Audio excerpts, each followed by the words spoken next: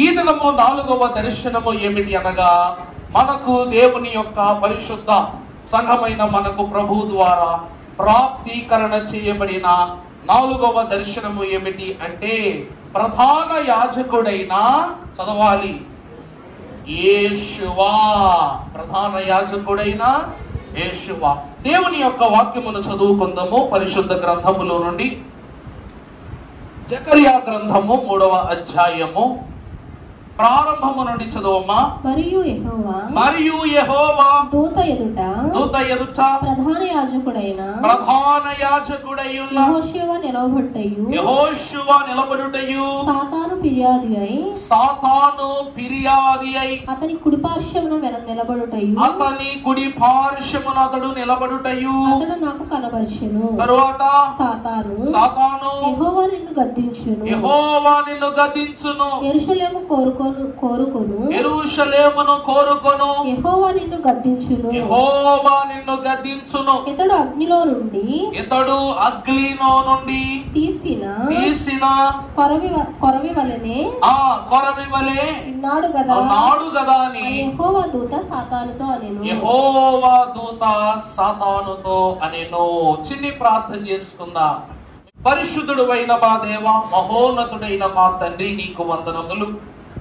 తండ్రి, ఈ ప్రశస్తమైన పావన విశ్రాంతి ఆరాధన దినములు నీ మహిమ విందునందుకొనుటకు ముందు ప్రధాన యాజకుని యొక్క ప్రభావితమైనటువంటి మర్మములను ఈ 4వ దర్శనములో మహోన్నతుడగు యెహోషువ ద్వారా మాకు బయలుపరచనయ్యున్న తండ్రి, నీ సత్యములు మాకు పలికింపజేయునట్లు తండ్రి, ఇందులో సాతాను యొక్క స్థానమేమియో, దూత అయ్యున్న క్రీస్తు యొక్క స్థానమేమియో, ప్రధాన యాజకుని స్థానమేమియో, వీరు ముగ్గురు ఒక చోట కలుసుకొనుట ద్వారా కనపరచబడినటువంటి సంగతులను మీరు మాకు క్లుప్తముగా వివరింప చేయుమని, వివరణ ద్వారా మా ఆత్మలను సవరణ చేసి ఉన్న సంపూర్ణ రక్షణ దర్శనములను మాకు అనుగ్రహింపజేసి మహిమ దీవెనతో ఈ దినమును పరిశుద్ధపరచనయ్యున్న యేసు నామమున మిక్కిలి వినయముగా బ్రతిమలాడి వేడుకొనుచున్నాము తండ్రి.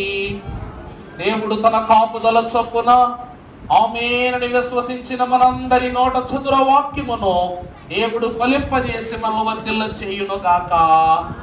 ప్రభువునందు దేవుని ప్రియబిడ్డలారా, అంశ వాక్యమును మనము మరలా చూసినట్లయితే, పరిశుద్ధుడు గనుడు జకర్యా మహాభక్తుడు ఒక దర్శనమును చూస్తున్నాడు. దేవుని యొక్క కార్యముల నిర్వహణ చేస్తూ ఉన్న పరిశుద్ధుడైన దేవుడు ఇక్కడ 4వ దర్శనమును ఒకే గడియలో, అనగా ఒక్క రోజులోనే 8 దర్శనాలను చూస్తున్నటువంటి జకర్యాకు తండ్రి అయిన దేవుడు ఒక 4వ దర్శనంలో ఏమి చూపిస్తున్నారంటే, మొదటిగా మనం చూసినప్పుడు వాక్యం చదువుకుందాం.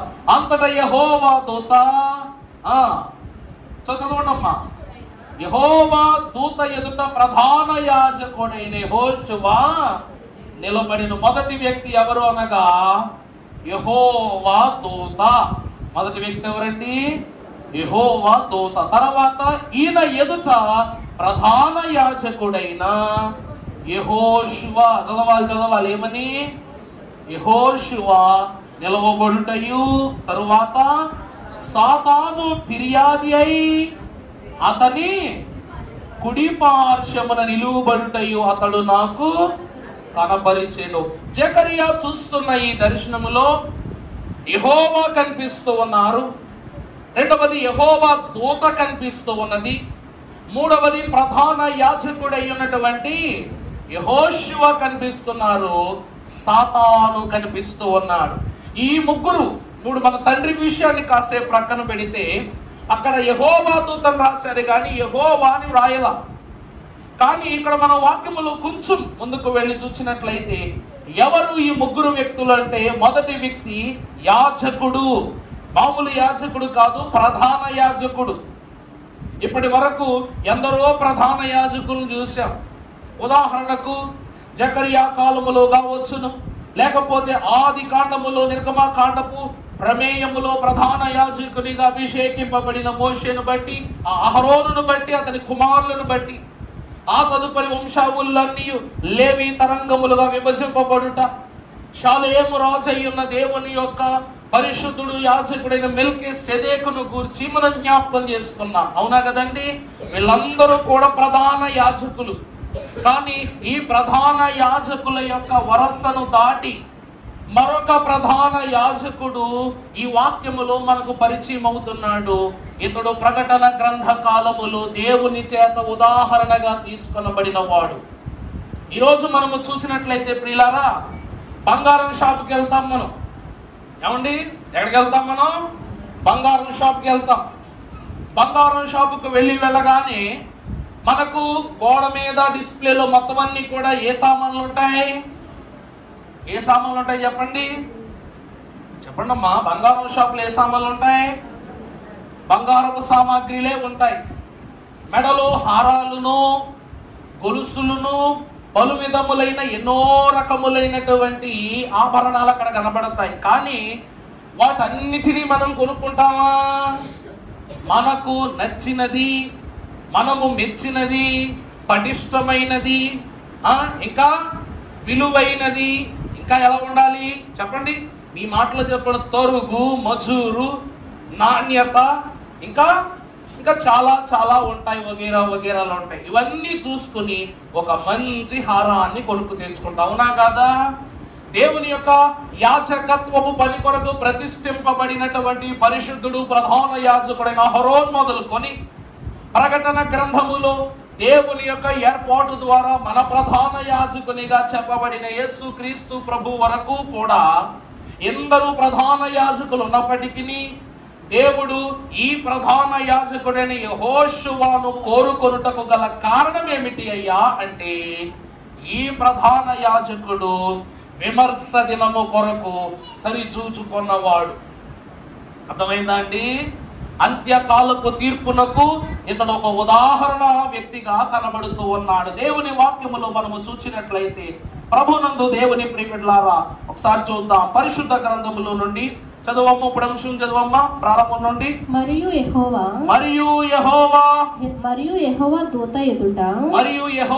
దూత ఎదుట ప్రధాన యాజకుడైన యెహోషువ నిలవబడుటయు సాతానుడు ఫిర్యాది అయి అతని కుడిపార్శ్వమున నిలువబడుటయు అతడు నాకు కనబరిచెను. మొదటి వ్యక్తి ఎవరు అనగా చెప్పండి? ప్రధాన యాజకుడు యెహోషువ. ఇప్పుడు రెండవ వ్యక్తి ఎవరు అనగా ఫిర్యాది. అర్థమవుతుందా? రెండో వ్యక్తి ఎవరు? ఫిర్యాది. ఫిర్యాది అంటే ఎవరు? ఫిర్యాది అనే పదానికి అర్థం ఏంటండి? ఇంకా ముందుకు వెళ్ళొచ్చు. కంప్లైంట్. ఫిర్యాదు అంటే ఏంటండి? కంప్లైంట్ అన్నమాట. ఫిర్యాదు అంటే అంతే కదమ్మా. తను ఏమవుతున్నాడు? మన మీద కంప్లైంట్లు చెప్పేవాడిగా కనబడుతున్నాడు. ఈ సాతానుడు ప్రధాన యాజకునిగా యెహోషువ ఉంటే, రెండవది ఫిర్యాదిగా సాతానుడు ఉంటే, మూడవ వ్యక్తి యెహోవా దూత. ప్రారంభము నుండి చెప్తున్నానా లేదా మీకు? కొంది చెట్ల మధ్య అశోకుని దర్శనములో ప్రభువు యొక్క దూత యొక్క అనుభవాన్ని చెప్పాం. రెండవది 4 కొమ్ములు 4 కంసాలుల దర్శనములో చివరి కంసాలిగా మన కొరకు యేసుక్రీస్తు ప్రభు వారి ఆవిర్భవించినట్లుగా మనం చూసాం. మొదటిగా చూసినట్లయితే ఆది కాండ ప్రారంభములో నోవాహు దినములలో ఇశ్రాయేలు ప్రజలైన వారి యొక్క స్థితి నిలబెట్టడానికి నోవాహు మహాభక్తుడు, ఆ తరువాత న్యాయాధిపతులు, ఆ తర్వాత దావీదు వంశావళి, చివరిగా వంశములో చివరి వాడును యోధా గోత్రీకుడి యేసుక్రీస్తు ప్రభువును గురించి మనం చెప్పాం. ఇక్కడ కూడా ఈ 4వ తర్వాత కొలనూలు దర్శనములో కూడా యేసు ప్రభువును మనము దూతగానే చూచాం. ఈ 4వ దర్శనములో యెహోవా దూత కూడా ఎవరంట? యేసు ప్రభువారే. ప్రభునందు ప్రియబిడ్డలారా, ఇక్కడ మీరు ఒక విషయాన్ని చూసినట్లయితే ఆ బొమ్మ ఒకసారి గమనించండి. ఆ బొమ్మలో మీకు కొన్ని విషయాలు కనబడుతున్నాయి. ఏమిటవి? The law. ఏమని రాస్తుంది అక్కడ? లా అంటే ఏంటి?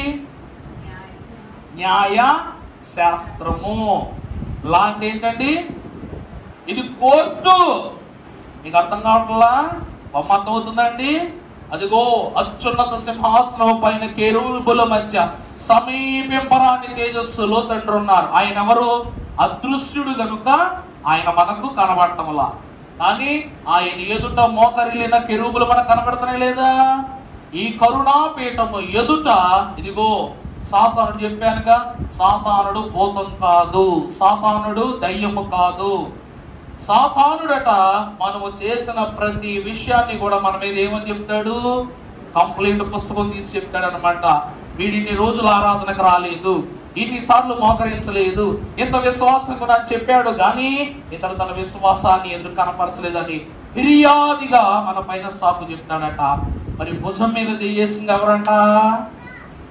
ఎవరంట? యెహోవా దూత అనగా యేసుక్రీస్తు. ఇప్పుడు కోర్టుకి వెళ్తాం, దోషిలా నిలబడ్డా, అవతల పక్క లాయర్ ఉంటారు, నీ పక్కన కూడా ఎవరు ఉంటారు? ఉంటారా లేదా? నీ వైపు న్యాయవాది ఎవరు అనగా యేసుక్రీస్తు ప్రభు. నీపై ఫిర్యాది ఎవరనగా సాతానుడు. వాక్యములో మనము చూసినట్లయితే దీనిని ఏమి అంటూ ఉన్నాము అనగా తీర్పు అంటూ ఉన్నాం. ఇది ఎవరి తీర్పు అంటే మీకు తెలియాలి కదా. ఎప్పుడు మీరే పాపం చేశారు, మీరే పాపం చేశారు, మీరే పాపం చేశారని యాజకులు అంటాం కాదు. మరి మేము కూడా పాపం చేస్తే ఏం జరుగుతుందో తెలియాలి కదా. ఏమన్నయ్యా నిజమా కదా? కుర్చీ పక్కేసుకోండి అమ్మా, కుర్చీ తీసుకువేసుకోండి, ఖాళీగా ఉన్నాయి కదా. మొదటి విషయం ఏమిటండి? ఎప్పుడు కూడాను సంఘమైన వారులారా జాగ్రత్త పడండి, విశ్వాసులారా జాగరులై ఉండండి, చివరి వరకు మీ విశ్వాసాన్ని చేతపట్టుకునే ఉండండి. ఇవి చెప్తున్నాం మేము చెప్తున్నాం, కానీ మరి మాకును తీర్పు ఉన్నదని ప్రభువు చెప్తున్నారు కదా. ఆ తీర్పు ఏమిటి అంటే ఈ తీర్పే. ఆ తీర్పు ఏమిటండి? ఈ తీర్పే. అది కాక మనకు దేవుని వాక్యము ద్వారా 3 తీర్పులను పరిశుద్ధుడైన దేవుడు సెలవిస్తున్నాడు. అది రాబోయే వారాన మీకు తెలియజేస్తాను. జస్ట్ పైన 2-3 విషయాలు ఆ తీర్పుల గురించి చెప్తా.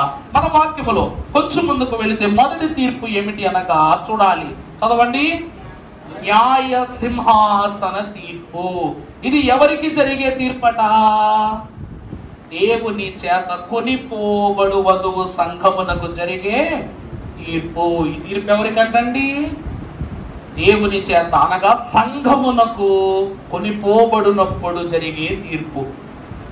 మధ్యాకాశపు తీర్పు. ఇంకా బాగా చెప్పాలంటే మధ్యాకాశపు మేఘము మీదకు ఎత్తబడి వారు తీర్పు. ప్రభునందు ప్రియులారా, ఈ మధ్యాకాశపు మీదకు ప్రభు వచ్చినప్పుడు ఎవరు ఎత్తపడతారో వారికే ప్రభు కనబడతారు, కానీ అందరికీ కనబడరు. అర్థమైందండి నా మాట? ఎవరైతే ప్రభు యొక్క చేతులను అందుకొని ప్రభు యొక్క వధువుగా మార్చబడతారో వారికే ప్రభు కనబడతారు, ఇంకా మిగిలిన వాళ్ళు కనబడరు. దీనినే మీకు గతంలో ఏమని చెప్పాను? రహస్య రాకడని చెప్పాను. మధ్యాకాశపు మేఘారోహణ రాకడిది. ఈ రాకడలో ఎత్తబడు సంఘమునకు తప్ప విడవనాడబడు ప్రజలకు ఎవ్వరికి కూడా శోధన తెలియదు. ఉదాహరణకు మనం తీసుకుంటే నోవాహుకు తెలుసు 120 ఏళ్ల కాలము తరువాత పెద్ద జలప్రలయం రాబోతూ ఉంది, ప్రజలారా సిద్ధపడండి, ప్రజలారా క్షేమముగా ఉండండి అని చెప్పిన ఆ కాలములో ఎవ్వరూ కూడా నోవాహు మాట పట్టించుకోవాలా. అలాగే వధువు సిద్ధపాటు కొరకు ఈ రోజు మేము చెప్పుచున్న వాక్యములన్నిటినీ ఎవరు ఈ ప్రవచన గ్రంథములోని వాక్యములను విని గైకొనువాడు ధన్యుడు. అలాంటి వారికి ఏ మరణం ఉండదు, రెండవ మరణము ఉండదు. వీరు ఎవరు అనగా వధువు సంఘములు ప్రభువుతో ఎత్తబడే వారికి తీర్పు జరుగుతుంది. న్యాయ సింహాసనం అనగా ఆయన ఎవరు? ఆయన లక్షణములో ఒక లక్షణము, దేవా నువ్వు న్యాయమై ఉన్నావు. అవునా కదా? ప్రభు ఏమై ఉన్నారండి? న్యాయాధిపతి అయి ఉన్నారు కనుక కోర్టు. ఇందాకేమని చెప్పా? ప్రభు ఎవరు? మన తరపు న్యాయవాది కనుక న్యాయమై ఉన్న దేవుడు తన వధువుకు తీర్చే తీర్పు.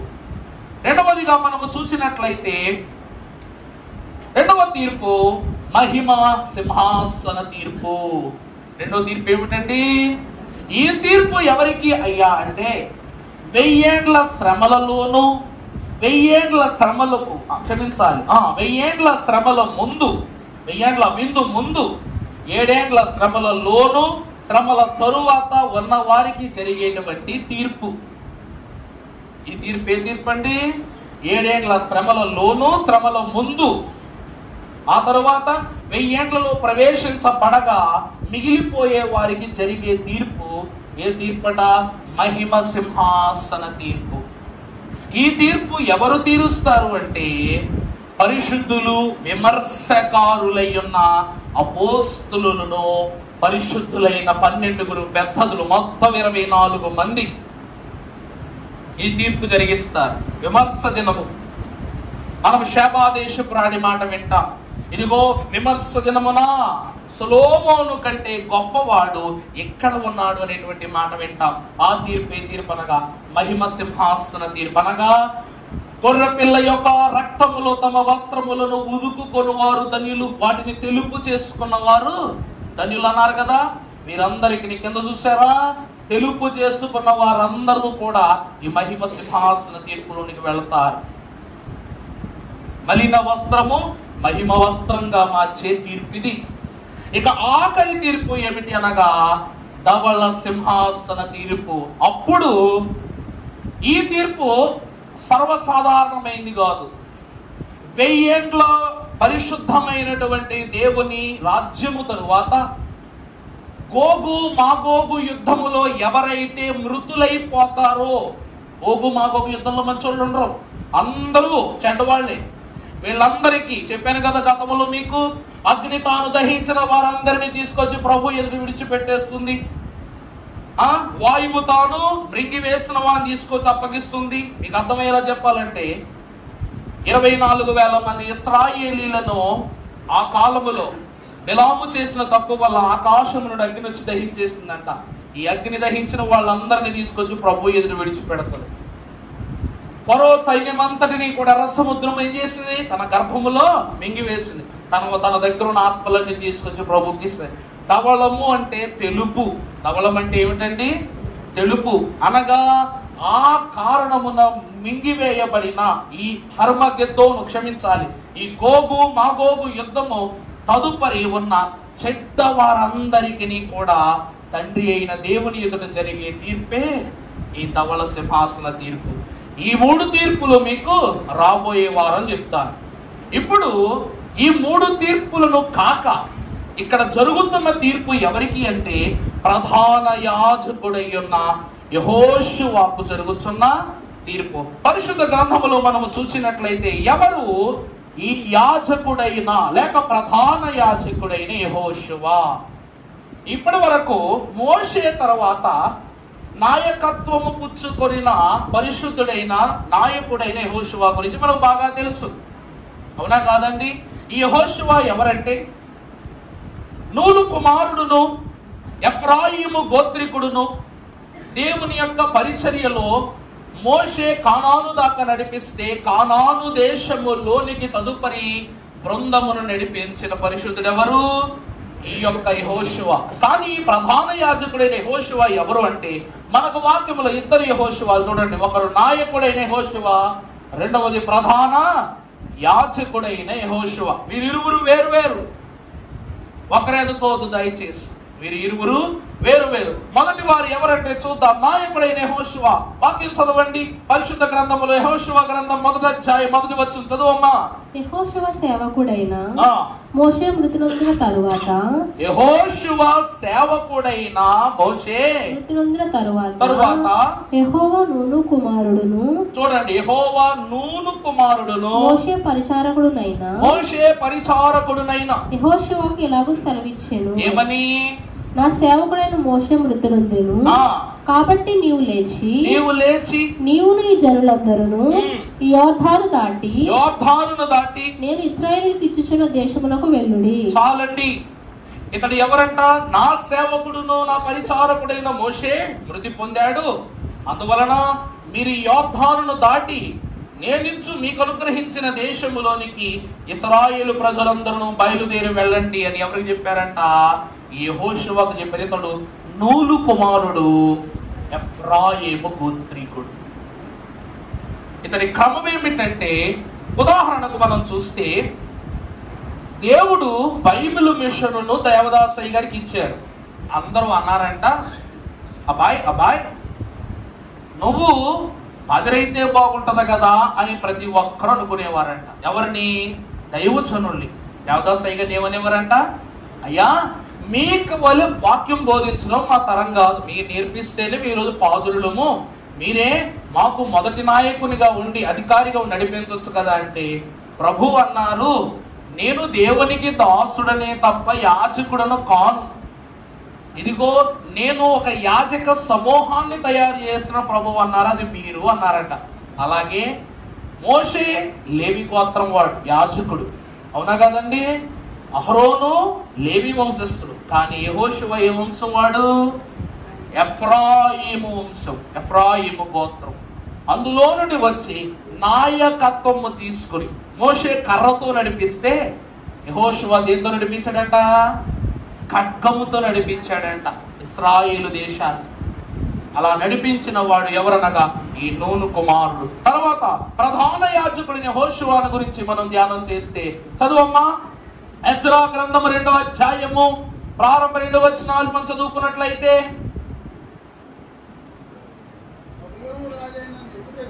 సూపర్ మా ఇజ్రాయేల్ గారు దీనికి దగ్గర ఆయన అక్కడ చూసేగా బబులోను రాజైన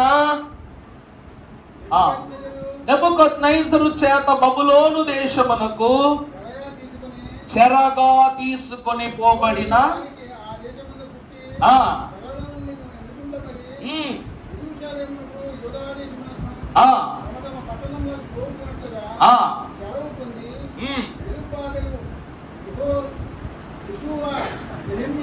చాలండి, ఒక్కసారి ఈ వాక్యం చదవండి.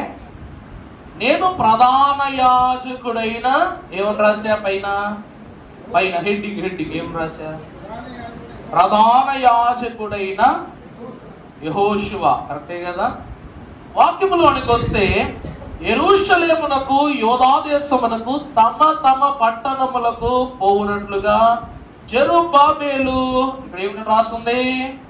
యేషువా. ఏమని రాస్తుందండి? అతడు యెహోషువానా యేషువానా? నేను తప్పు రాశానా? నేను తప్పు రాయను, అది కంప్యూటర్ కాబట్టి అంతా కంప్యూటర్ మార్చాం. ఈ యెహోషువకు ప్రధాన యాజకుడు అయిన తరువాత దేవుడు పెట్టుకున్నటువంటి పేరు ఏమనగా యేషువా. అబ్రహాముగా ప్రభు అభిషేకించినట్లు ప్రధాన యాజకునిగా అభిషేకించి దేవుడు పెట్టుకున్న పేరు ఏమిటండి? యేషువా. ప్రభునందు ప్రియబిడ్డలారా, మీరు ఇందాకే చదివారుగా జకరియా గ్రంథం 3వ అధ్యాయం ప్రారంభములో ఏమో ప్రధాన యాజకుడైన యెహోషువ అందలేదా? చదివారా లేదండి? అర్థం కావట్లేదా? చూపిస్తాం, మళ్ళీ చూపిస్తాం. చదవండి, అక్కడ చదవడా. దూత ఎదుట ప్రధాన యాజకుడైన యెహోషువ అక్కడ యెహోషువ నిలబడుట మనకు కనబడింది. ఏమండి? కానీ ఇక్కడ ఎవరంట? అదే ప్రధాన యాజకుడు. ఎవరు? కానీ పేరు ఎలా మార్చబడింది? యేషువాగా మార్చబడింది.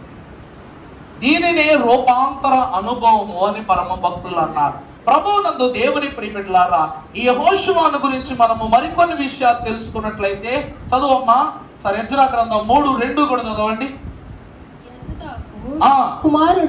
యెజాదాకు కుమారుడైన యెహోషువయును యాజకులైన అతని సంబంధులను షయల్తీయేలు కుమారుడైన జెరుబ్బాబెలును అతని సంబంధులను లేచి దైవజనుడైన మోషే నియమించిన ధర్మశాస్త్రమునందు. ఇప్పుడు మనము చూసినట్లయితే ఇక్కడ వాక్యమే చెప్తూ ఉంది, ఈ కుమారుడయ్యున్న, ఎవరి కుమారుడు ఇతడు చెప్పండి, వాక్యం చదవండి. షయల్తీయేలు కుమారుడైన జెరుబ్బాబెలును అతని సంబంధులను లేచి. ఫస్ట్ చదువు 3:2 చదువు. యెజదాకును ఏమండి? యోసాదాకు కుమారుడైన యెహోషువ కాదు, ఏమిటది? ఏమంటే మీకు అర్థమవుతుందా? ఇప్పుడు బాప్తీసు ముందు మీ పేరేంటి? లచ్చమో అప్పలమ్మో తిప్పలమ్మో ఏదో ఒకటి. బాప్తిస్మం అయ్యాక అప్పలమ్మ తిప్పలమ్మ అని పిలిస్తే బాగుంటుందా? దేవుడు ఒప్పుకుంటాడా? యెహోషువ అనే యొక్క అంతస్తు దేనికి గుర్తు? ఎందుకు ప్రభు యేషువగా మార్చారంటే, యెహోషువ అంతటి ఉద్రేకం కలిగినటువంటి సేవకుడు ఆనాటికి ఈనాటికి లేడు. యెహోషువ చాలా పౌరుషం కలిగిన సేవకుడు. అందుకే యెహోషువ ఎవరిపైన ధ్వజమెత్తితే ఆ దేశములన్నీ ఇశ్రాయేలు దేశములో మునిగిపోయేవట, అంటే అనగా కైవసం అయిపోయేవట. కానీ ఆ పేరును ధరించుకుని రక్తముతో దేవుని యొక్క రాజ్య స్థాపన జరిగించటము తండ్రికి ఇష్టము లేక విమర్శ దినమునకు ఇతడు పవిత్రుడై ఉండవలెనని. ఎందుకు ఈ మాటలు అని చెప్తున్నానంటే, చివరికి వచ్చాక మీకు అర్థమవుద్ది. ఇవి ఉండకూడదని తనను ప్రధాన యాజకునిగా అభిషేకించి దేవుడట ఎలా మార్చుకున్నారు? యేషువయుగా మార్చుకున్నారు. ఈ యేషువ యొక్క స్థితి ఏమిటనగా, వీరు ఎవరు? మీకు ప్రారంభములోనే ఈ యొక్క కొలనూలు చేత పట్టుకున్న ఈ ప్రభు అయిన దేవదేవుని గురించి చెప్తున్నప్పుడు 50,000 మంది లేవీయులను జెరుబ్బాబేలు కాలములో దేవాలయము కట్టడానికి తీసుకొచ్చారని చెప్పాను, గుర్తుందా? వీళ్ళందరూ ఏం చేశారంట? దేవాలయమును కట్టడం మానేసి సగం కట్టి పునాది వేసి వదిలేసి అలా విడనాడబడినటువంటి ఆలయాన్ని మరలా పునాదులన్నింటినీ ఎవరు కట్టారంట? నెహెమ్యా ద్వారా దేవుడు కట్టించాడు. అదే కదండి మనకు తెలిసింది. ఆ ఆలయము ఏదైతే ఉన్నదో ఏమండి, ఆ కట్టడానికి పునాది వేసిన మొదటి రాయిని పునాది వేసిన వ్యక్తి ఎవరనగా ఈ ప్రధాన యాజకుడైన యేషువ. మోషే మహాభక్తుడు కరుణాపీఠము ఎదుట యెహోవా మందసం ఎదుట ప్రధాన యాజకుడు. కానీ దేవుని చేత అభీష్టముగా నిర్మాణము చేయబడుటకు సిద్ధపరచబడిన 50,000 మంది లేవీయులలో దేవుని మొట్టమొదటి మందిరానికి పునాది రాయి వేసిన వ్యక్తి ఎవరంట? ఈ యెహోజాదాకు కుమారుడైన యేషువయు యాజకులైన అతని సంబంధులను. చూసారా, వీళ్ళందరూ కలిసి ఏం వేశారంటండి? యెహోవా మందిరమునకు పునాది రాయి వేశారన్నమాట. మొట్టమొదటి రాయి. సొలొమోను మందిరము కన్నా ఆ తరువాత ముందు మందిర నిర్మాణము కొరకు తొలి రాయి ఎవరు పెట్టడం జరిగిందంటే ఈ యేషువ. అందుకు ఇతనిలో నుండే దేవుడు విమర్శ అంతస్తును తీసుకొస్తున్నాడు. ఆది కాండములో ఆదామును బట్టే విశ్వాసులకు పాపమని తన బిడ్డలకు పాపమన్నట్లుగా ఈయన యొక్క ప్రాప్తమును బట్టి ఈ లోకములో యాజకులు ఎలా ఉండాలన్నది దేవుడి వాక్యం ద్వారా నిర్ధారణ చేశారు. వాక్యం మనము కొంచెం ముందుకు వెళ్ళి చూసినట్లయితే మనం ఇంకొక మాట చూద్దాం. ఈ ప్రధాన యాజకుడైన యెహోషువను గురించి ఒక మాట మనము చూస్తే హెజ్రా గ్రంథం 3:8 భక్తులు రాస్తూ ఉన్న చదువునన్నమాట. యెరూషలేములో నుండి దేవుని యొక్క మందిరమునకు వారు 2వ సంవత్సరము 2వ నెలలో జెరుబ్బాబేలును అజాదాబు కుమారుడైన ఇప్పుడు ప్రభునందు ప్రియబిడ్డలారా, ఆ కాలములో బబులోను చెరలోనికి వీరిని తీసుకొని పోయినప్పుడు కొరేషు అనేటువంటి రాజు, ఈరోజు రోమా ప్రభుత్వం రాజ్యం ఎలా చేస్తారో తెలుసా అండి? ఒక రాజ్యం మీదకు దాడి చేసినప్పుడు ఆ రాజ్యములో ఉన్నటువంటి జైళ్ళల్లో పెట్టిన వాళ్ళు ఉంటారు చూసారా? ఈ జైళ్ళల్లో పెట్టిన ఖైదీల్లో బలవంతులు ఎవరున్నారో చూసి వాళ్ళందరినీ కూడా తన యొక్క చెప్పండి సైన్యములో బలమైనటువంటి మల్ల యుద్ధ యోధుల కింద తయారు చేస్తారంట. అర్థమైందన్నమాట. అక్కడ ఎవరైతే ఇప్పుడు నేను ఒక రాజ్యానికి రాజుని, నా రాజ్యంలో ఎవరో ఏదో తప్పు చేశారు, వాళ్ళని నేను జైల్లో పెట్టాను. ఇప్పుడు ఎదుటి దేశము రాజు వచ్చి నాతో యుద్ధం చేసి నన్ను గెలిచాడు. అప్పుడు నేను అతనికి ఏమైపోతాను? బానిస అయిపోతాను. నన్ను తీసుకుని జైల్లో పడేసి ఈ జైల్లో ఉన్న వాళ్ళందరినీ కూడా విడుదల చేసి తన సైన్యంగా మార్చుకుంటారంట. ఇక్కడ కూడా బబులోను చెరలో 70 ఏళ్ల బబులోను చెరలోనికి కొనిపోబడినప్పుడు ఈ లేవీయులందరినీ కూడా విడుదల చేయనప్పుడు కొరేషు అనేటువంటి రాజు ఏం చేశాడంట? ఈ బబులోను చెరలో ఉన్న వారిని విడుదల చేశాడు. దేవుడు ఎవరిని ఏర్పరచుకున్నారంటే కొరేషుని ఏర్పరచుకున్నారు. ఏర్పరచుకుని విడుదల చేసినప్పుడు ఈ యెరూషలేములో నుండి దేవుని యొక్క మందిరమునకు వారు వచ్చిన 2 సంవత్సరము 2వ నెలలో షయల్తీయేలు కుమారుడైన జెరుబాబేలును యోజాదాకు కుమారుడైన యేషువయును చెరలో నుండి విడిపింపబడి, చూసారా, ఆ యొక్క కొరేషు కాలములో ఆ జెరుబాబేలు అనగా షయల్తీయేలు కుమారుడు జెరుబాబేలు, యజాదా కుమారుడైన ఈ ప్రధాన యాజకుడు యేషువ మొట్టమొదటిగా చెరలో నుండి బయటకు వచ్చారంట. అర్థమైందండి? అందరూ ఒకేసారి వదిలేం కదా. ఇప్పుడు ఆగస్టు 15 కొంతమందిని వదులుతారు, గణతంత్ర దినోత్సవాలు కొంతమంది వదులుతారు. ఇలాగన సత్ప్రవర్తన ద్వారా విడిచిపెట్టబడినట్లు ఈ బబులోను చెరలో ఎవరైతే దేవుని యొక్క మహిమను బట్టి ప్రభువు చిత్తంలో ఎవరున్నారో వాళ్ళని వరుసగా విడిచిపెట్టేవారట. అందులో యెరూషలేము ఆలయ పునాది నిమిత్తం మొదట విడిచిపెట్టబడినది వీళ్ళిద్దరే. వీళ్ళు చెరలో నుండి విడిచిపెట్టబడి యెరూషలేమునకు వచ్చి వారందరూ ఆ పని ఆరంభించి 20 సంవత్సరములు మొదలుకొని పై ఈడుగల లేవీయులను యెహోవా మందిరము యొక్క పనికి, అర్థమైందండి, ఆ వయస్సు కలిగిన వారందరినీ ఆ మందిరము కొరకు వీళ్ళందరినీ ఏర్పరచుకున్నారట. ఇతడి ఈ ప్రధాన యాజకుడు. ఇప్పుడమ్మా ఒక మాట, మంచి పాదిరిగా ఉన్నాం అనుకోండి, సాతాను ఓరుస్తాడా?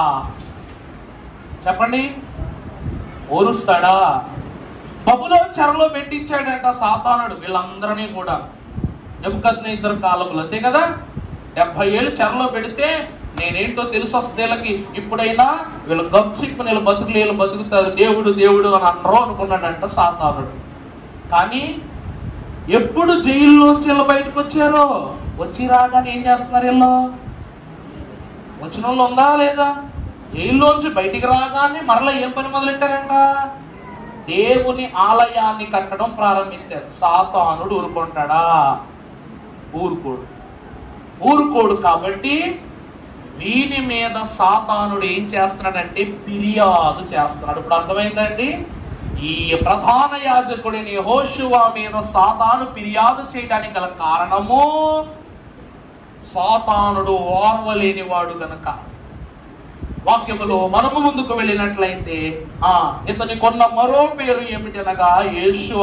చదువమ్మా, ఇతడు ఎందుకు ఈ పేరును పొందుకున్నాడంటే ఇప్పుడు వాక్యములో చూద్దాం. హగ్గయి గ్రంథం 1వ అధ్యాయం 1వ వచనం చదవండి. రాజైన దర్యావేషు ఏలుబడియందు 2వ సంవత్సరము 6వ నెల మొదటి దినమున ప్రవక్త అయిన హగ్గయి ద్వారా యోధా దేశపు మీద అధికారియు షయల్తీయేలు కుమారుడైన జెరుబ్బాబెలును ప్రధాన యాజకుడును యెహోజాదాకు కుమారుడునైన యెహోషువకును యెహోవాకు ప్రత్యక్షమై ఇలా సెలవిచ్చెను.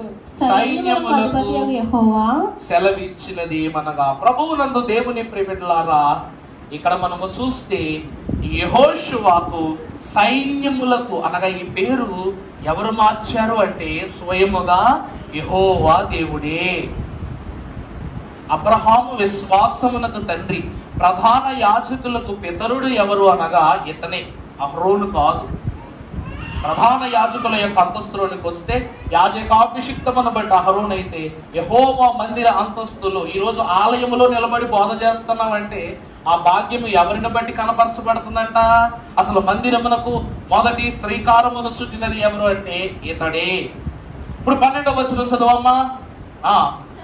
షయల్తీయేలు కుమారుడైన జెరుబ్బాబెలును యెహోనాదాబు కుమారుడగు ప్రధాన యాజకుడు యెహోషువయును శేషించిన తరువాత తమ దేవుడైన యెహోవా మాటలు ఆలకించి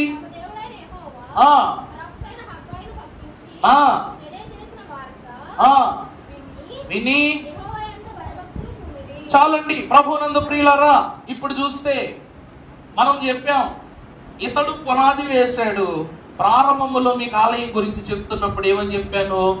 ఇల్లు కట్టుకుంటున్నారు, ఆలయం కట్టడానికి వచ్చి చెప్పానా లేదా? ఈ ఆలయాన్ని విడిచిపెట్టి ఇల్లు కట్టుకున్నప్పుడంట ఎవ్వరూ ఏమీ మాట్లాడట్లేదంట. ఈయన పునాదేసి ఈయన క్రమాన్ని ఈయన పూర్తి చేసి శేషించి అనగా ఈయన ఏమైపోయాడు? మృతి పొందాడు. ఇతని కాలగమనాన్ని పూర్తి చేసుకున్నప్పుడట ఎవ్వరూ కూడా దేవుని మందిరము జోలికి వెళ్ళట్లా, దేవుని మందిర నిర్మాణాన్ని పట్టించుకోవట్లా. అప్పుడట హగ్గై ప్రవక్త ద్వారా దేవుడు ఏం చేశాడు చెప్పండి? విశ్వాసులైన వారు, లేవీలైన వారందరినీ కూడా మరలా పులికొల్పాడు. హగ్గై గ్రంథం చిన్న పుస్తకం, కానీ హగ్గై గ్రంథములో ఉన్న ప్రతి మాట కూడా పొడుచుకున్నట్టు ఉంటది. చిన్న ప్రవక్తే గాని చాలా సూదైనటువంటి, లోతైనటువంటి మాటలు మనకు ఆ పుస్తకంలో కనబడతాయి. అందుకే ఈ ప్రధాన యాజకుడైనటువంటి యేషువా తరువాత యెరూషలేము మందిరమును నిర్మాణము చేయుటకు సిద్ధపరచబడిన లేవీయులను హెచ్చరించిన వ్యక్తి ఈ యొక్క చెప్పండి హగ్గై. తర్వాత మనము గమనించినట్లయితే ఇక్కడ ప్రధాన యాజకుడు ఎవరు అనగా యెహోషువ.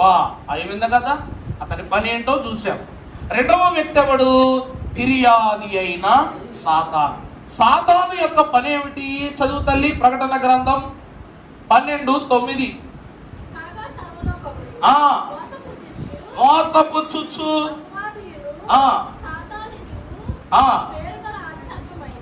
పేరుగల ఆది సర్పమైన ఆ మహాఘట సర్పము అది భూమి మీద పడద్రోయబడెను, దాని దూతలు దానితో కూడా పడద్రోయబడిరి. మరియు ఒక గొప్ప స్వరము వినబడుతున్నది, పరలోకమందు ఇలాగూ చెప్పుట వింటిని, రాత్రింబగలు మన దేవుని ఎదుట మన సహోదరుల మీద నేరము మోపువాడైన అపవాది పడద్రోయబడి ఉన్నాడు గనుక ఇప్పుడు రక్షణయు శక్తియు రాజ్యమును మన దేవుడు ఆయను. చాలండి. ప్రభునందు దేవుని ప్రియబిడ్డలారా, రెండవ వ్యక్తి ఎవరు అనగా ఫిర్యాదు. ఏమని చెప్పాం? కంప్లైంట్. వీడెవడు? కంప్లైంట్ బాక్స్ అన్నమాట. ఎప్పుడు మన మీద చాడీలు మోపటమే, మన మీద ఎప్పుడు కూడాను నేరాలు మోపటం వీడి పని. వాక్యమే అంటుందన్నమాట. ఇదిగో ఆది నుండి వీడు ఏం చేస్తున్నాడు? మనల్ని మోసపుచ్చునే ఉన్నాడు. వీడికి అపవాదనియు సాతాననియు పేరు గల ఆది సర్పమైన మహాఘట సర్పం ఏమైందట? త్రోయబడిందట. అందుకే దేవుని ప్రియబిడ్డలారా, మొదటి విషయాన్ని మనం చూస్తే యాజకుని యొక్క పని ఏమిటి? పాప ప్రక్షాళన చేయటం. దేవుని మందిరంలోనికి ఏం చేయాలి? ప్రక్షాళన చేయాలి. విశ్వాసుల యొక్క పాప పరిహారార్థమైన స్థితులను ప్రభువుకు ముట్ట చెప్పి దానికి క్షమాపణ అనేటువంటి స్థితిని కనపరిచి తీసుకురావాలి. ఇది యాజకుని పని. ఆ పనిని యెహోషువ చేశాడా లేదా? దేవుని నిమిత్తం చేశాడు. రెండవది సాతాను పని ఏమిటి? ఫిర్యాదు చేయటం. అది కూడా కనబడిందిగా వాక్యంలో. ఇక మూడవ వ్యక్తి ఎవరనగా యెహోవా దూత అనగా యేసుక్రీస్తు ప్రభు. యేసుక్రీస్తు ప్రభు పని ఏంటి? యేసు ప్రభు పని ఏంటండి? చెప్పండి. నిజమే, చెప్పాలి గట్టిగా. ఎట్టి వారినైనా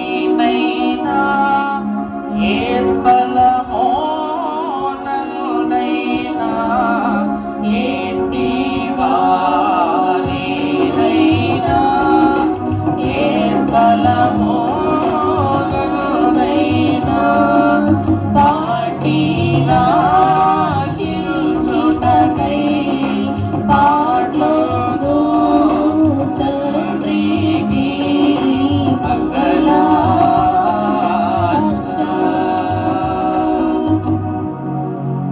యేసుక్రీస్తు ప్రభు యొక్క పని ఏమిటనగా ఎట్టి వారినైనా ఏ స్థలమునందైనా పట్టి రక్షించుటకు పాట్లుందు.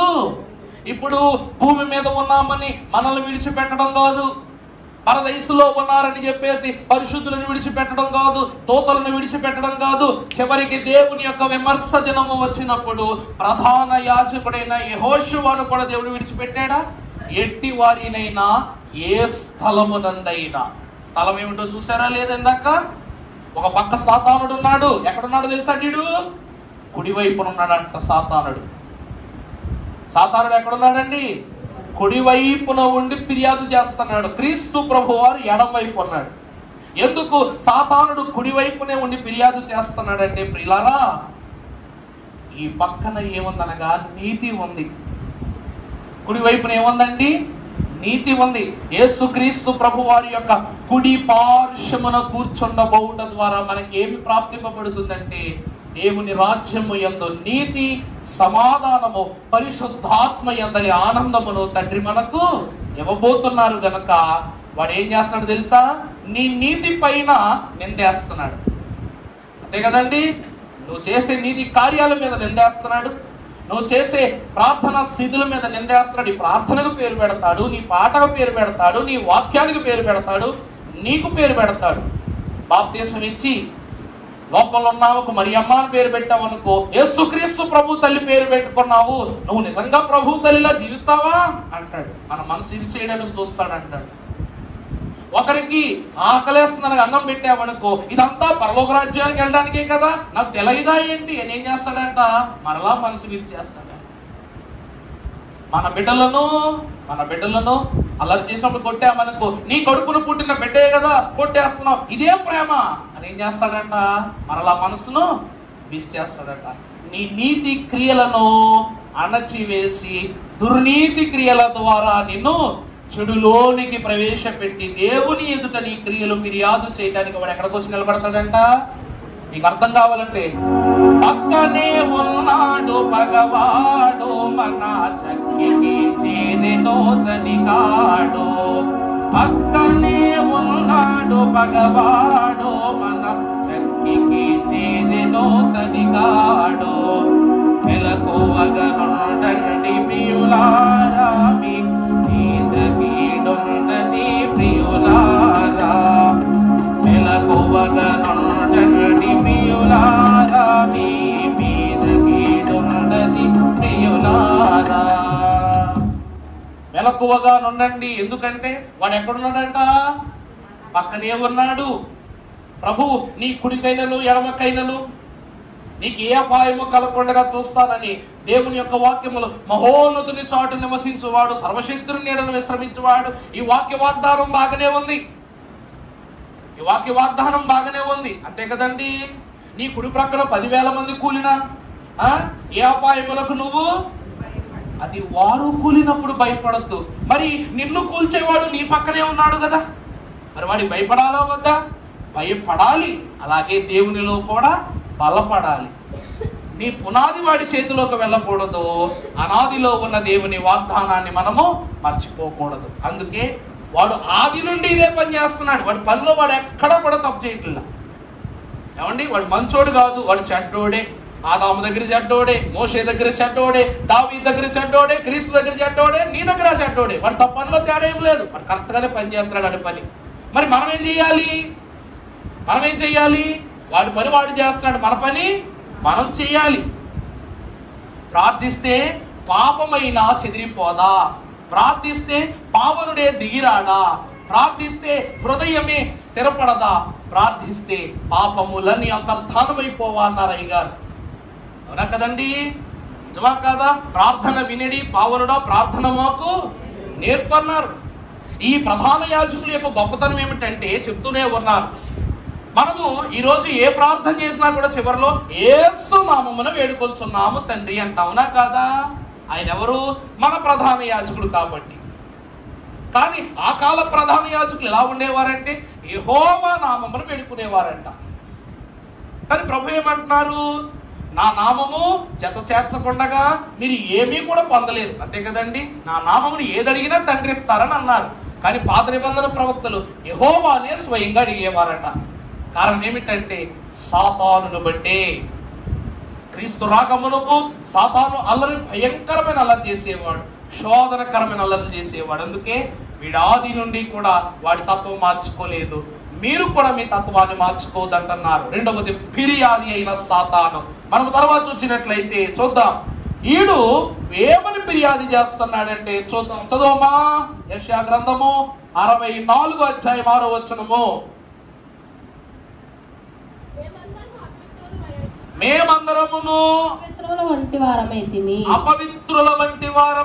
మా నీతి క్రియలన్నీయు మురికి గుడ్డల వలె నాయను. అబ్బో, చూసారు మాటే వచ్చేసింది. మనం అనుకున్న మాట వచ్చేసింది. మనం అందరము అని కాదు, మేమందరము ఎలా మారిపోయాం?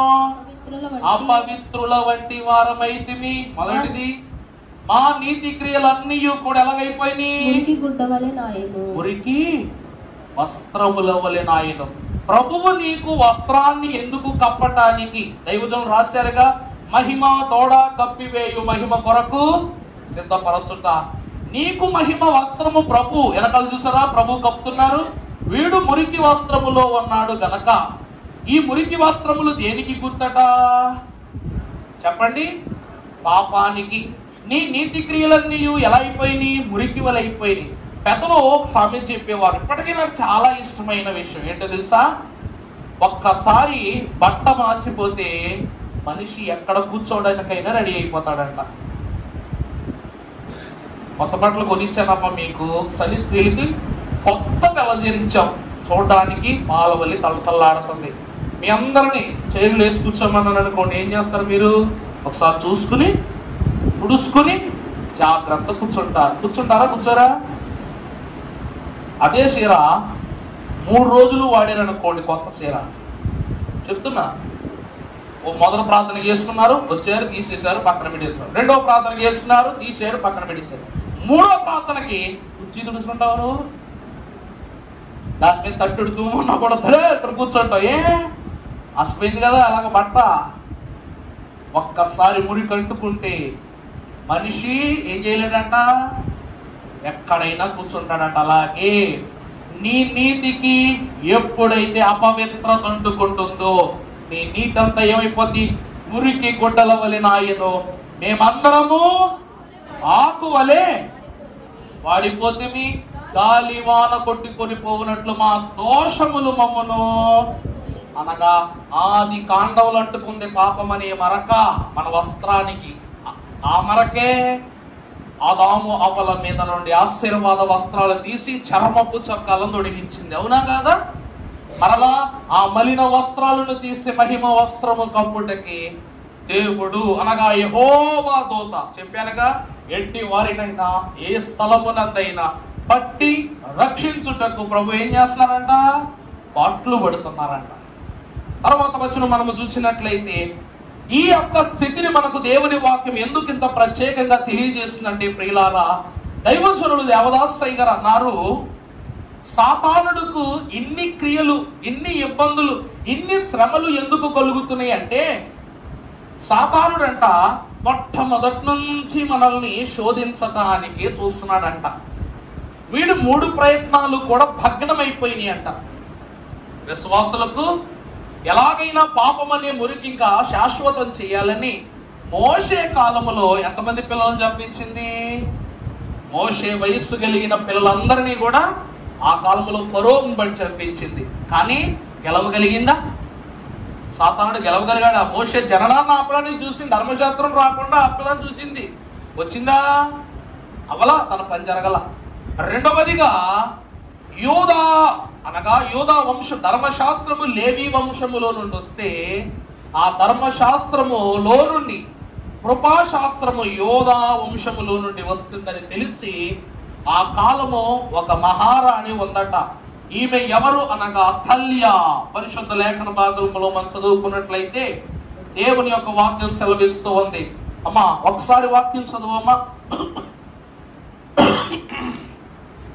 పరిశుద్ధ గ్రంథంలో జకరియా గ్రంథము 3వ అధ్యాయం ప్రారంభం నుండి ఒకసారి చదువమ్మా మాట. యెహోవా దూత ఎదుట ప్రధాన యాజకుడైన యెహోషువ నిలబడుటయు సాతానుడు ఫిర్యాది అయి అతని కుడి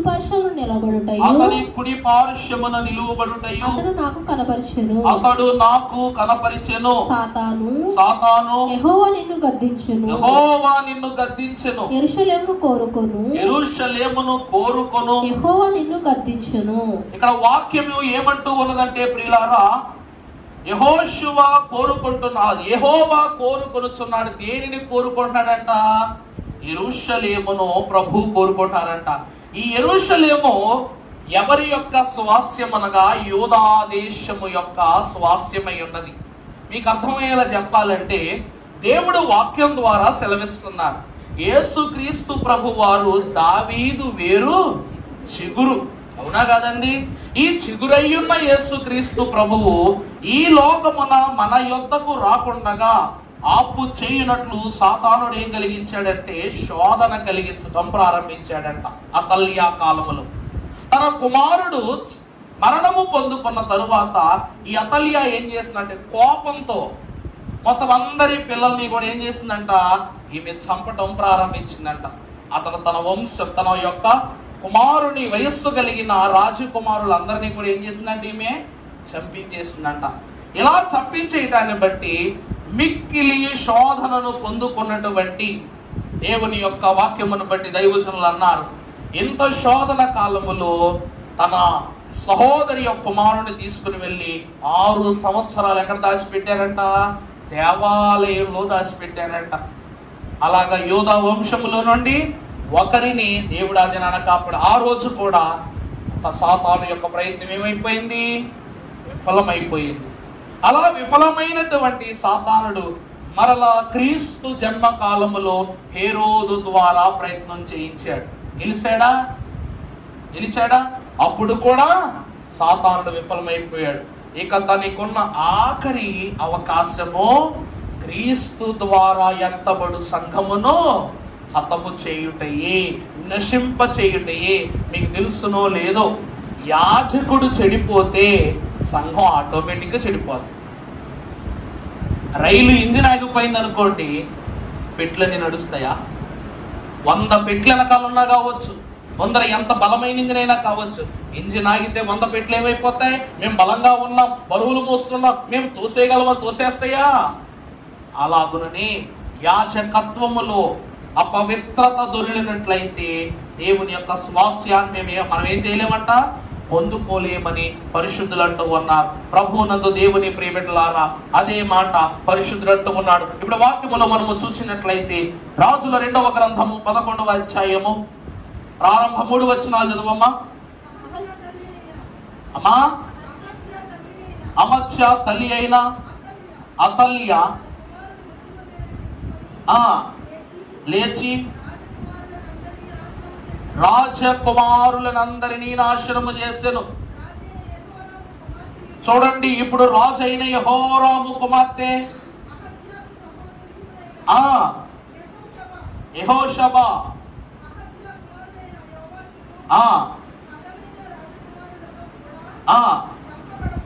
చంపబడకుండగా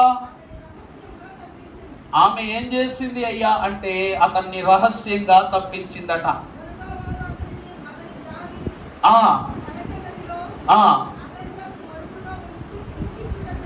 అతల్యాకు మరుగుగా ఉండుట చేత. చాలండి. ప్రభువునందు దేవుని ప్రియబిడ్డలారా, అర్థమైందండి?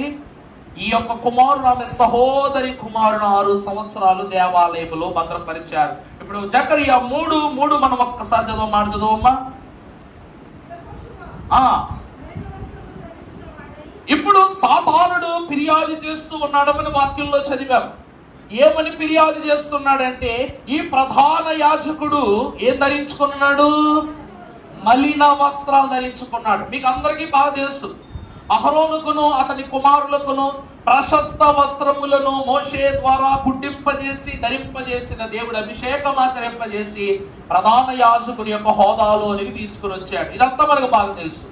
ప్రధాన యాజకులు ఈ పరిశుద్ధ స్థలము నుండి అతి పరిశుద్ధ స్థలములోనికి అడుగు పెట్టేటప్పుడు ఈ రోజు మేము వేసుకుంటున్న అంగీలు వంటి అంగీలు వేసుకుంటున్నాం. ఇందాక మీరు చూశారు కదా, ఈ యొక్క ఛాతి పైన 12 రాళ్ళు, ఈ 2 భుజముల పైన 12 గోత్రాల యొక్క పేర్లు, వారి నుదుటిపై శిరస్త్రాణము పైన బంగారపు రేకుతో యెహోవా పరిశుద్ధుడు అని యొక్క పరిశుద్ధ వాక్యము, అలాగనే వారి యొక్క వస్త్రమున పైన పల్లాయిలను చేయించి వాటికి దానిమ్మ గింజల వంటి వస్త్రము, పై యొక్క ఆభరణం, అలాగ పక్కన గంటలు, బంగారపు గంటలను తొడిగించేవారట. ఎందుకయ్య గారు ఇన్ని రకాల సదుపాయాలతో ఈ యొక్క అంగీ కొట్టడం అంటే, ఇతడు నడుస్తున్నప్పుడు ఈ గంటలు ఏమవుతాయి? మోగుతూ ఉంటాయి. ఇప్పుడు అతి పరిశుద్ధ స్థలములోనికి వెళ్ళి పాప పరిహారార్థ బలి అర్పించబడబోవు యాజకుడు సాతానుడు విమర్శలో చెప్పినట్లు మలిన వస్త్రము గలవాడైతే వెళ్ళిన వాడు వెనక్కి వస్తాడా? అక్కడికక్కడే చనిపోతాడు. అందుకు యాజకుడు ఏం చేస్తాడు? ఈ నడుము తాడు ఎందుకు కట్టుకుంటాం తెలుసా మీకు? అసలు ఎప్పుడైనా అడిగారా నన్ను? అడగరు. ఇవి అడగం. అయ్యగారు చికెన్ తింటారా, మటన్ తింటారా, ఈత వండమంటారా, ప్రాన్స్ వండమంటారా మమ్మల్ని? మీకు కొబ్బరి నీళ్ళు తాగుతారు, డ్రింక్ తాగుతారు, థమ్స్అప్ తేనా, ఇవే తప్ప మర్యాద చేయటం. మీ అందరికి ఏమన్నా చాలా సంతోషం. ఇప్పుడు అన్నానంటే అన్ని కట్ చేసేస్తాను నాకు.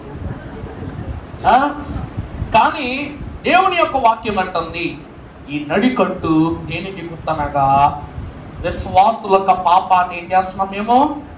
నడుమునకు బిగుంపు చేసుకుంటున్నాం. ఇంకంటే సాతానుకు ఏమివ్వకుండా, సందునివ్వకుండా నడికట్టు చేసుకుంటున్నాం. అందుకే ఈ పాప పరిహారార్థ బలి నర్పించబడబోవు యాజకుడు లోపలికి వెళ్ళగానే ఒక తాడు కడతారంట. ఎక్కడి నుండి? పరిశుద్ధ స్థలం వరకు అతి పరిశుద్ధ మధ్యలో తాడు కట్టేవారంట. అతడు నడుస్తూ ఉంటాడు కాబట్టి గంటలు మోగిని అనుకోండి, అతడు ఏమన్నట్టు? బతుకున్నాడని. అతను చనిపోయాడంటే గంటలు ఏమవుతాయి? మాకు అంతే. ఈయన తీసుకురావడానికి ఎవరైనా లోపలికి వెళ్తే వాళ్ళు కూడా ఏమైపోతారు? చనిపోతారు. మరి వాళ్ళు తీసుకొస్తారు. అందుకే నడుమునకు ఏం కట్టేవారంట? తాడు కట్టి బయటికి లాగేసేవారు. శబ్దం వస్తే ఆయనే వస్తాడు, శబ్దం రాకపోతే తాడు పట్టుకుని లాగేసేవాడు. అందుకే సాతానుడు అంటున్నాడు, యాజకుడు ఏ వస్త్రం కలిగిన వాడు? మలిన వస్త్రం ఉన్నవాడు. ప్రభునందు దేవుని ప్రియబిడ్డలారా, ఈ అధికారములన్నిటినీ మనము దేవుని వాక్యంలో చూసాం. సాతాను యొక్క పని ఏంటో చూసాం, యాజకుని పని చూసుకున్నాం, యేసుక్రీస్తు ప్రభు పని కూడా చూసాం. ఈ పనులన్నిటి తరువాత ఈ తీర్పు, ఈ అధికారముతో కూడుకున్న తీర్పును దేవుడు ఎలా ఆనాటి కాలములో ఇవ్వబడిందంటే, ఈ అధికారాన్ని 7 దూతలకు ఇచ్చాడంట. ఎంతమంది దూతలకండి? 7 దూతలకి. వాక్యములో మనము చూసినట్లయితే ప్రకటన గ్రంథము 8వ అధ్యాయము 2వ వచనం మనం ఒకసారి చదువుకుందామమ్మా. 7 దూతలను నేను చూచి తిని, వారికి 7 బూరలు ఇయ్యబడెను, మరియు సువర్ణ ధూపార్తి చేత పట్టుకొని ఉన్న వేరొక దూత వచ్చి బలిపీఠము ఎదుట నిలువగా, సింహాసనము ఎదుట ఉన్న సువర్ణ బలిపీఠము పైన పరిశుద్ధులందరి ప్రార్థనలతో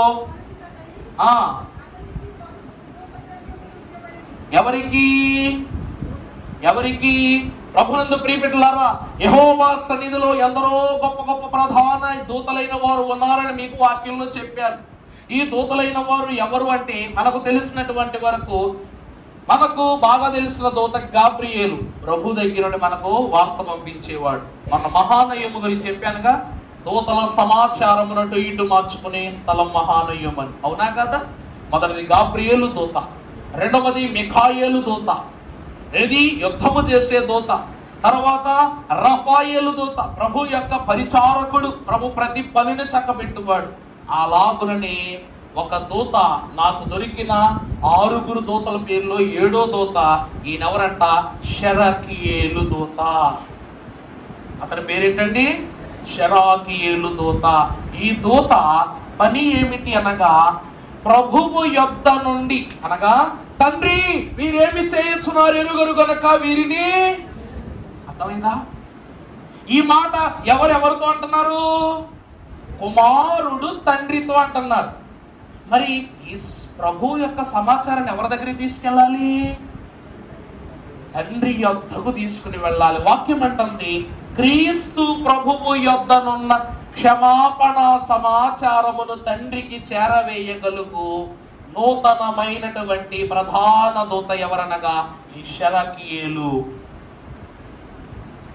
తండ్రికి మనకును మధ్యవర్తి యేసుక్రీస్తు ప్రభువైతే, కుమారునికి తండ్రికి మధ్య సమాచారమును అందుబాటు చేయు దూత ఈ షెరకియేలు దూత. అందుకే దేవుని వాక్యం అంటుంది, ఇదిగో ప్రభువా, నీ యొక్క యాజకుడు వస్త్రములను ఏమై చేసుకున్నాడు? మురికి చేసుకున్నాడు గనక ఆ వస్త్రములను పరిశుద్ధపరచునట్లు దేవుని సన్నిధిని అతనికి వస్త్రం అనుగ్రహించుము. మీకు అర్థమయ్యేలా చెప్పాలంటే, అనీతి వస్త్రమిడలినొచెను యేసునాదు రక్తమున ముంచెను. అనీతి వస్త్రమిడలినొచెను యేసునాదు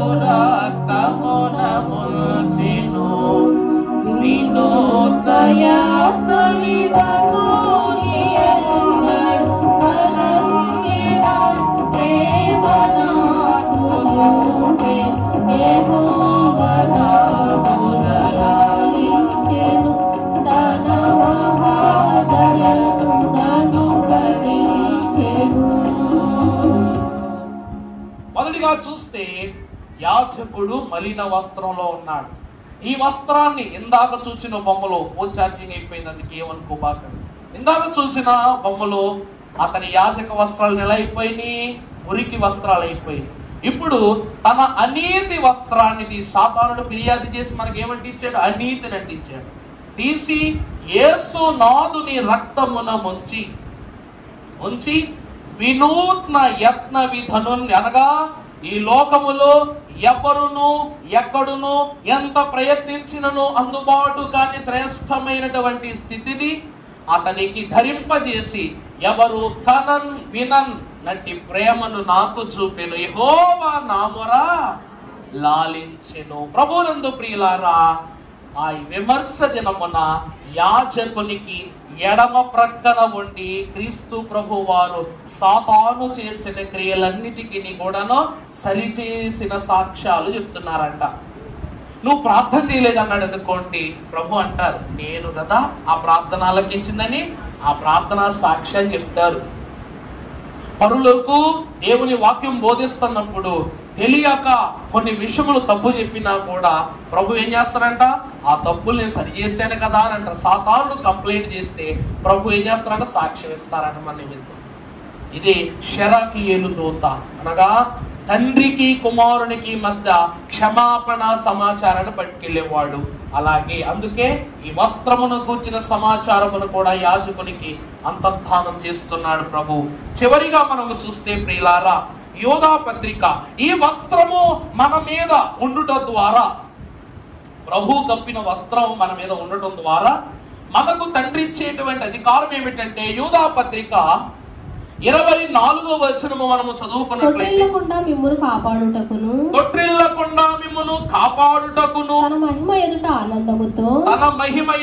ఆనందముతో మిమ్మును నిర్దోషులుగా నిలవబెట్టుటకును శక్తిగల మన రక్షకుడైన అద్వితీయ దేవునికి మన ప్రభువైన యేసుక్రీస్తు ద్వారా మహిమయు మహత్యమును ఆధిపత్యమును అధికారమును యుగములకు పూర్వమును ఇప్పుడును సర్వయుగ కలుగును గాక. చాలండి, చాలు. ప్రభునందు ప్రియులారా, ఈ వస్త్రము ద్వారా, ఈ ఆధిపత్యముతో కూడుకున్న వస్త్రము ద్వారా 8 ఆశీర్వాదాలు ఇస్తున్నాడు దేవుడు యోధా పత్రికలు. మొదటిది తొట్టిల్లకుండా చేయుట. దేవుని వస్త్రము ధరించుకున్న తర్వాత విశ్వాసికి ఏముండదు? తొట్టిల్లే గుణం ఉండదు. మీకు అర్థం అవుతుందా? ఒక మాట, తెల్లబట్టలు వేసి వచ్చారు కదా, ఎవరైనా నీ పక్క నుంచి ఏదైనా పెద్ద వాహనం వేసుకొస్తున్నారు, పక్కన బోళ్ళు అంత దుమ్ముంది అనుకోండి, మీరు అక్కడ తెల్ల బట్టలతో నిలబడతారా? నిలబడరు కదా. ఇప్పుడు ఈరోజు భోజనాలు అనుకుందాం, విందు ఏర్పాటు చేసుకున్నాం. భోజనం తింటున్నప్పుడు మీరు తెల్ల బట్టల్లో ఉన్నారు, జాగ్రత్తగా తింటారా లేదా వలపోసుకుంటారా? కారణం ఏంటి? మరక అంటకుండా జాగ్రత్త పడటానికి. దేవుని సన్నిధిలో ఎటువంటి మరక పడితే ఏమంటారు అందరూ? నీ వస్త్రమునకు ఏం కలుగుతుంది? అవమానం కలుగుతుంది. కాబట్టి మొదటి స్థితి ఏమిటంటే తొట్టిల్లకుండా చేయటం. ఈ వస్త్రం తొట్టిల్ల పడి. రెండోది కాపాడుట. అనీతి వస్త్రము నెడలించెను, యేసు నాదు రక్తమును ముంచెను, వినూత్న యత్నము ధనున్వి అన్నడు, కనన్ వినన్ ప్రేమ నాకు చూపెను. రెండవది రక్షణ. మూడవది చూస్తే ఆనందము. ఆనంద వస్త్రమును ప్రభు ఇస్తూ ఉన్నారు. ఆదాము అవ్వలు ఆనాడు ఏ వస్త్రమును కోల్పోయి వారి ఆనందాన్ని చీకటి చేసుకున్నారు, ఆనందాన్ని నీకిచ్చుటకు ఈ వస్త్రము. నాలుగవది నిర్దోషులనుగా నిలబెట్టుట. మలిన వస్త్రము దోషికి, అలాగే మహిమ వస్త్రము నిర్దోషిని సూచిస్తుంది కనుక నాలుగవది నిర్దోషత్వమునిచ్చున్నదై ఉన్నది. ఐదవది మహిమనిస్తూ ఉంది. చెప్పానా లేదా? గొర్రెపిల్ల రక్తములో తమ వస్త్రములను తెలుపు చేసుకున్న వారు ఉదుకుకొని తెలుపు చేసుకున్న వారు ఎవరంట? మహిమ సంఘం. మహిమ సింహాసన తీర్పు చెప్పానుగా, రాబోయే వారి 3 తీర్పుల గురించి మనకు వాక్యం ఉంది. తర్వాత మహత్యము అనగా అంతస్తు. 7వది ఆధిపత్యము. క్రీస్తు రాజ్యములో మనకి ఏం లభిస్తుందంట? ఆధిపత్యము. 8వది అధికారము. ఆయనతో కూడా మనం ఏం చేస్తాం? రాజ్యము చేయవారమై ఉన్నామన్నారు. ప్రభునందు ప్రియబిడ్డలారా, ఇదంతా బాగానే ఉంది. అయ్యగారు మీరు మొత్తం చెప్పారు, 3 యాజకుల యొక్క స్థితి చెప్పారు. క్షమించాలి, సాతాను గురించి, క్రీస్తు గురించి, అలాగునని చివరిగా యేసు ప్రభువు యొక్క పని గురించి చెప్పారు. అసలు ఈ దర్శనములో సాతానుడు యాజకుని ఎందుకు దోషిగా నిలబెట్టాడు? మొదటిది, యేసు క్రీస్తు ప్రభు వారు ఆయనను కాపాడజూచుటకు ఫిర్యాది ప్రక్కన ప్రభువు సాక్షిగా ఎందుకు నిలవబడ్డారు? అసలు ఈ దర్శనం యొక్క సారాంశం ఏమిటంటే, ప్రియులారా, ఆది కాండము నుండి ప్రకటన గ్రంథము వరకు ఉన్న ప్రతి సత్యములోనూ కూడా ఎందరో యాజకులు ఉన్నప్పటికీ ఈ యేషువ అనే ప్రభువు తీసుకోవడానికి గల కారణం ఏమిటంటే, ఇప్పుడు జకరియా గ్రంథం 3వ అధ్యాయం 6వ వచనం చదువు తల్లి. అప్పుడు యెహోవా దూత యెహోషువకు ఇలాగూ ఆజ్ఞ ఇచ్చెను. చూడండి, ఇక్కడ యెహోవా దూత యెహోషువకు ఇలాగున ఆజ్ఞ ఇచ్చారు. యెహోవా దూత అనే పదం వచ్చిందంటే అక్కడ యెహోవా ఉన్నట్ట లేనట్ట? ఏమండి, కోర్టుకి వెళ్తాం, ఓ పక్క డిఫెన్స్ లాయర్ ఉన్నాడు, ఓ పక్కన మన వైపు ఉన్న లాయర్ ఉన్నాడు. వీరిరువురు ఉండి ఇద్దరికిద్దరు వాదించుకుంటే సరిపోద్దా? మరి ఎవరు ఉండాలి? అసలు కోర్టు అంతా కూడా ఎవరి మీద ఆధారపడి ఉంటది? జడ్జి లేకుండా ఇంత విషయం ఎక్కడ జరిగిపోతుంది? ఫిర్యాదు చేసేవాడు చేసేస్తున్నాడు, కాపాడే ప్రభు కాపాడేస్తున్నాడు, యాజకుడు మలిన వస్తువులతో నిలబడిపోయాడు. అన్ని బాగానే కనబడుతున్నాయి మనకు. ఫిర్యాదియు న్యాయవాదియు అలాగుననే ఎవరు చెప్పండి? దోషి కనబడుతున్నాడు. కానీ అన్నిటికీ తీర్పరిచేయు చెప్పండి ఎవరు కనబడట్లేదంట? ఎవరు? న్యాయమూర్తి కనబడట్లా. ఎవరైనా? తండ్రి అయిన దేవుడు. ఇప్పుడు చదువమ్మా. సైన్యములకు అధిపతియగు యెహోవా సెలవిచ్చినది ఏమనగా, నా మార్గములో నడుచుచు నేను నీకు అప్పగించిన దానిని. తండ్రి ఇస్తున్నారు ఈ తీర్పు. సైన్యములకు అధిపతియగు యెహోవా ఏం చేస్తున్నారంట? సెలవిచ్చినది ఏమనగా. ఇప్పుడు వీళ్ళందరూ మాట్లాడుకున్నారు, విన్నారుగా. ఇప్పుడు సైన్యములకు అధిపతియగు యెహోవా సెలవిస్తున్నారు ఏమని? నా మార్గములను నడుచుచు నేను నీకు అప్పగించిన దానిని భద్రముగా గైకొన్న ఎడల నీవు నా మందిరము మీద అధికారివై నా ఆవరణములను కాపాడువాడవగుదువు. మరియు ఇక్కడ నిలబడు వారికి కలుగునట్లు నా సన్నిధి నిలుచు భాగ్యము నీకిత్తును. సహకారులు. తర్వాత ప్రధాన యాజకుడు యెహోషువ నీ ఎదుట కూర్చుండు నీ సహకారులు సూచనలుగా ఉన్నారు. వారు చెప్పండి, వారును నీవును వారును నా మాట ఆలకింపవలెను. చాలండి.